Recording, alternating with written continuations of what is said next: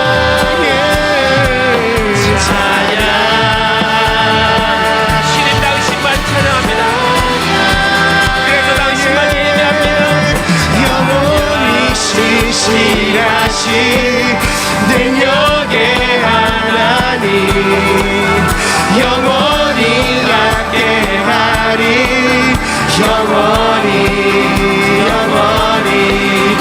영원히 신실하신 능력의 하나님 영원히 함께하리 영원히